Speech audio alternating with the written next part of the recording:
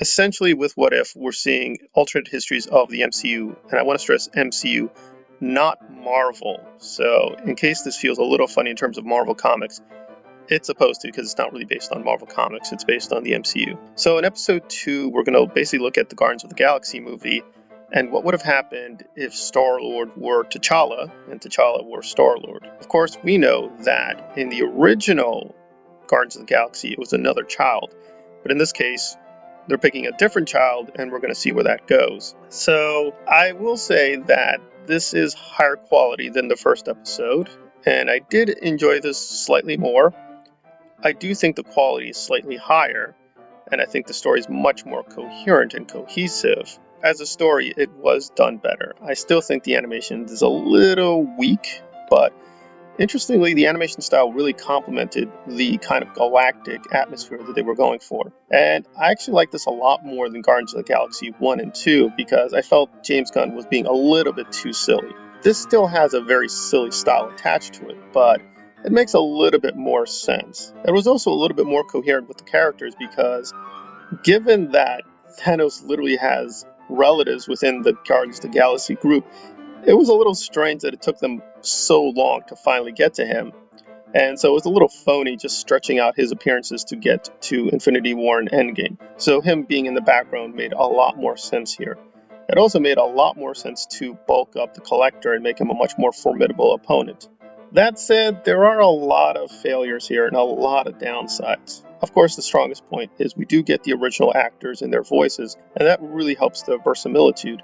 And there are also some nice little cameos by certain people. I'm just going to say the initials HD, and if you catch it, that was really, really nicely done. But it really doesn't amount to much. Basically, T'Challa, I guess, was just much more charismatic. He was easygoing. He just fitted the role of Star-Lord a lot better than the one we know, and that produced better results, I guess, in some ways, because there's a bit of a dark ending, but we got to wait to see to figure that one out. So I understood all that. It just felt a little breathless and lack of tension. I mean, yes, T'Challa faces a few challenges, but basically almost everybody likes him. The women want him. He's very good at negotiations.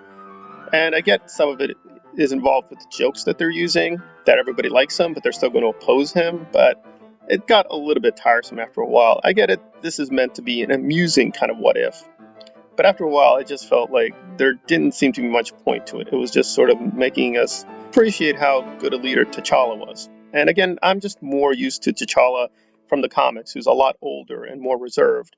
I prefer that version. So this much more outgoing, charismatic personality, I thought was like, after a while, it was just getting a little tiresome. But still, I think overall, especially with the background characters, it did make a lot of sense. And if you did like Guardians of the Galaxy, it's ironically a somewhat more somber, serious approach, but still very silly, so you probably like that combination.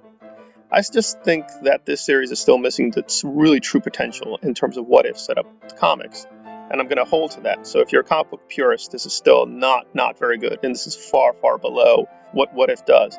But even a below average what if is still a pretty good story, so I'm going to try to be fair on this one. I'm going to give this a 7.25, and I would recommend it. Again, it's relatively short, it's painless, whereas Captain Carter, frankly, felt like a chore. This, even if it is, again, lacks a lot of tension because we know where it's going to go for the most part. If you saw the first movie, they replicate a lot of the plot, but they, again, go on for a different tangent, but we end up in the same place, basically. So, in that respect, it's kind of just a light Happy Meal. And, Happy Meals do have their place in fiction, so it's fine. I guess on a final word, does this really honor Chadwick Boseman and his passing? Well, not really, because of course they never knew he was going to die, so they do what they can with it. There's really nice, sad music at the end, so you want to stay for the credits. I thought that was very well done. Again, there's no really easy way to do this. This is technically, I would presume, his final appearance in the MCU. So again, this whole thing has a kind of weird, morbid atmosphere, but I think for what they're trying to do, it actually is a nice counterpoint because, of course, it's very sad he's passing, but the episode itself is kind of fun and affirmative. Does this really display his acting talents at their best? No. I wouldn't say he's lazy. It just felt like, a very average performance because, again, the whole point of this episode is to be very easygoing. So it is a little bit strange in terms of what has happened. But again, it's not the best way to send somebody off, but for what it is, and given how unexpected it all was, I think they managed it the best they could. So I am recommending this, but again, as a book purist, I still feel very disappointed that they're really not tapping into the potential of What If from the comics. Thanks for listening.